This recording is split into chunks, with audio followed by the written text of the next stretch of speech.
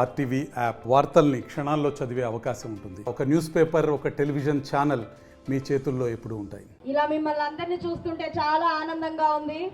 ఎందుకంటే ఇక్కడే నాకు మద్దతు వచ్చేసింది, ఇక్కడే మీ అందరూ నన్ను ఆశీర్వదించారు అని నాకు అర్థమైంది. అయితే సమాజంలో మనం ఉంటున్నప్పుడు ప్రతి కుటుంబం కూడా సమాజపరంగా ఏం కోరుకుంటుంది? ఏ కుటుంబం అయినా వారు సంక్షేమంగా ఉండాలి అని కోరుకుంటుంది, అభివృద్ధి చెందాలి అని కోరుకుంటుంది, సాధికారత దిశగా మనం వెళ్ళాలి అని కోరుకుంటుంది. సంక్షేమ పరంగా తీసుకుంటే ఇప్పటిదాకా గడిచిన 5 ఏళ్లుగా ఏ కుటుంబమైనా సంక్షేమ దిశగా బాగుందా?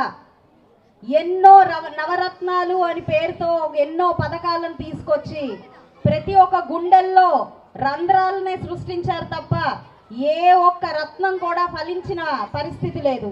అవన్నీ రాళ్లే తప్ప రత్నాలుగా మాత్రం మారలేదు. ఎన్నో రకాలైన అబద్ధాలు, ఎన్నో రకాలైన వాగ్దానాలు చేసి వాటిని విఫలం అవ్వడం మనం అందరం గమనిస్తూ వచ్చాం. అవునా కాదా?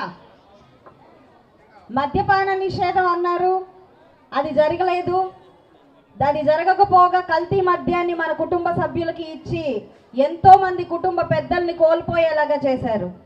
ఈరోజు విద్యను తీసుకుంటే, స్కూళ్ళ పరిస్థితి తీసుకుంటే మేమెంతో గొప్పగా స్కూళ్ళని బాగు చేశాము, ప్రభుత్వ స్కూళ్ళని మేమెంతో బాగు చేశామని చెప్పి బూటక మాటలు చెప్పి మన పిల్లలు సక్రమైన చదువులు కూడా లేకుండా నోచుకొని పరిస్థితిలో ఈరోజు మన పిల్లలు ఉన్నారు.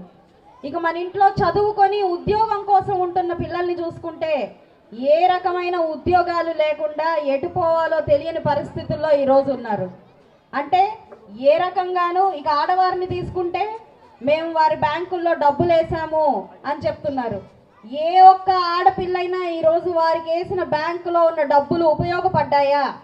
సక్రమైన దిశగా అవి మనం దాన్ని వాడుకున్నామా అంటే ఏ ఒక్కరూ సరైన సమాధానం చెప్పలేని పరిస్థితిలో మనం ఉన్నాం.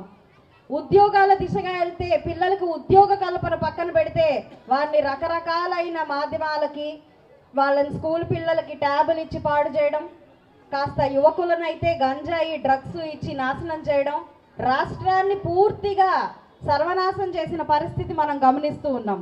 గడిచిన 5 ఏళ్లలో మన బీసీలు ఎదుర్కొన్న అక్రమాలు, అరాచకాలు ఒకటి ఇన్ని కాదు. మన నాయకులందరూ ఎంతో బాగా చెప్పారు. ఈరోజు మన బీసీలందరం ఎంత దుస్థితిలో ఉన్నామో ప్రతి ఒక్కరు ఇప్పుడు ఈ సభాపూర్వకంగా మేము అందరికీ విశ్లేషించి చెప్పడం జరిగింది. ఆ దిశగా చూసుకుంటే బీసీల కోసం ఏర్పడిన తెలుగుదేశం పార్టీ ఆనాటి నుంచి ఈనాటి వరకు కూడా మన కోసమే నిరంతరం కృషి చేస్తూ ఉంది.